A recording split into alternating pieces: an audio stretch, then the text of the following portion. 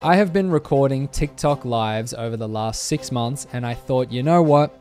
It's time for me to finally share what I found. For some reason, they always raise so many more questions than they answer. And I guess that's the point, so you click on them, but I don't know if it's just my For You page, but there is a disproportionately large amount of TikTok lives that I see that are just insane. Not insane as in like, whoa bro, that's sick bro, like, that's insane. No. Insane as in like, this is the most bizarre thing I have ever seen in my life, and I am losing brain cells rapidly. I swear, I am one TikTok away from watching Jabba the Hutt singing Take On Me by Aha.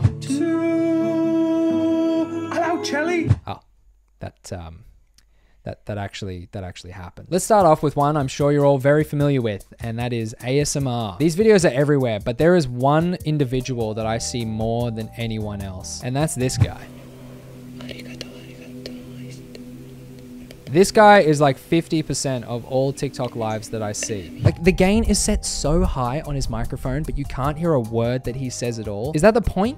You know, like he could say anything and you wouldn't know. Don't believe the mainstream media. They're in your walls. They're living in your walls. There's spiders under your skin. Some of them do this for hours too, which makes me wonder, is this their full-time job? Or is it kind of like a Hannah Montana situation where like at night time in their spare time, they do the ASMR stuff, and then during the day they work at just like a regular office? Hey, TGIF, am I right, John? Oh, by the way, how's that Winchester account going?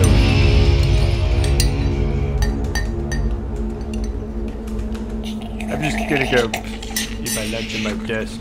But that brings us to our next TikTok live. Could you win that bad?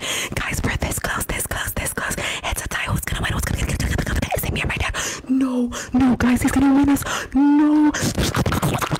I'm not really sure what's happening here, but I think there's like a feature on TikTok Live where, you know, if you're duetting a live with someone else, your two audiences can compete and battle with whoever likes the screen more or something. I really have no idea. But at this point in the live where I tuned in, she was losing. And unless she could come up with something extraordinary, do something to win her audience over that no one had ever seen before, like just off the top of my head, like summoning the dead spirit of Michael Jackson for a couple of seconds, then, you know, that would really push her over the line and win us over. But that could never happen, right? His sugar mamas are coming through, guys. Don't let his sugar mamas use. All right, next up we got 3D printer TikTok. Oh, I fucking hate this.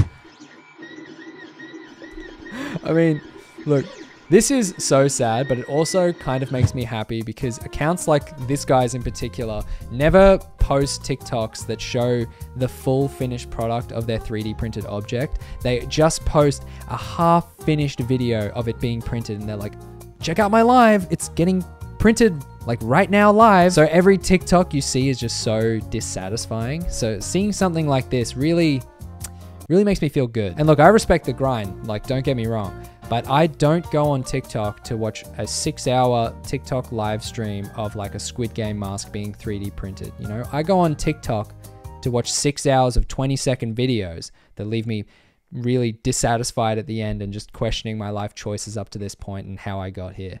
You know, that's why I go on TikTok. This brings me to a TikTok that I'm not even mad about. You know, I thank the TikTok gods every day for bringing me to this TikTok live stream. The actual music here is Britney Spears' Toxic, and hey, I'm not ashamed to admit it. I spent a really long time here just sitting mesmerized watching this all unfold. Can't you see?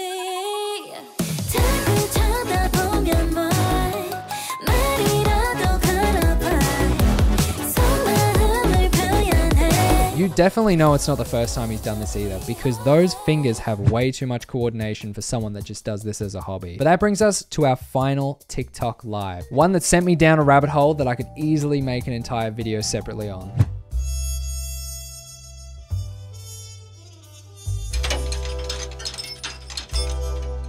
I spent so long staring at this, just trying to figure out what I was looking at. Like, what is he holding? Like, is this a thing? Is this like a festival thing, you know, that normal people don't know about? You know, is it like glow stick dancing or like fire dancing or like shoving 12 pingers up your ass inside of a condom and just to make it through security and just hoping that the condom never bursts and you fucking die? you know, festival things. It made me so curious because it's like his whole thing, you know? And honestly, not to be mean to him or anything, but I honestly just thought he wasn't very good at it. You know, I thought he was just a really bad piece hooker. But then I came to find out, piece hooking, he invented it. It's his thing. He is the best at what he does. We are on the ground floor of the piece hooking phenomenon, and we are just lucky enough to see where it starts. You know, this is a world first. But I still didn't know what he was holding. What is a piece hook? Did he invent them? Like, does he make them himself? Is it a homemade object that he has just invented? So I dug a little deeper, and my research brought me to this video.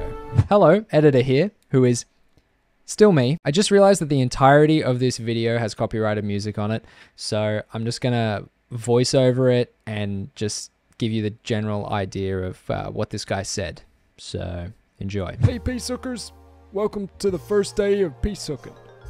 This is the start of my piece hooking business. I guess some of you have seen my piece hooking moves.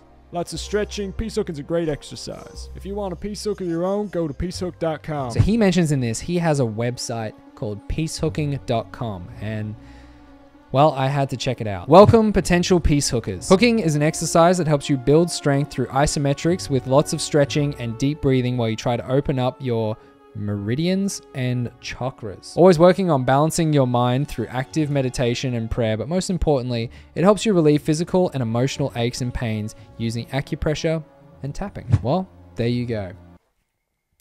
Quite a simple website. Really? This has got to be one of the sketchiest websites that I have ever visited. You know what this website reminds me of? And don't judge me, okay? Don't judge me for this. But this is exactly like the 2 Girls 1 Cup website. Oh, fuck. Oh, fucking dirty. Oh. Oh. Oh. I've lost all faith in humanity. Why did I do that to myself? Why did I watch that again? God. Anyway, it was only when I hovered my mouse over the different colored text that I saw that piece hooks for sale here was actually a hyperlink. I was terrified to click this link, but I knew I had to do it for science. And it just leads you to pressurepositive.com. Turns out it's called the back knobber. So it's literally just a back massager. These things aren't very cheap either. And I noticed this guy has like a lot of them, you know, like just having a quick scroll through his page, I would say his net worth on purely piece hooks is over like $300, which I feel like is a lot. I feel like that's a lot, but it's all fun. There's nothing wrong with what he's doing, even if it is a little bit weird. He just wants to spread peace and positivity through this exercise/interpretive dance that he's invented. And you know what, for that, you can't fault him. You honestly can't. This is genuinely something I would not be surprised to see at Burning Man next year, just right next to Dan Blazarian wearing a ginormous cowboy hat. And that's it. That's all the TikTok lives I have for you today. Thank you for sticking with me this far. If you made it this far, leave a... Leave a fire emoji in the comments. Nice one, Jackson. God, he's quick. And with that, leave a like on the video, subscribe if you're not already subscribed, and I will see you in the next one. Bye-bye.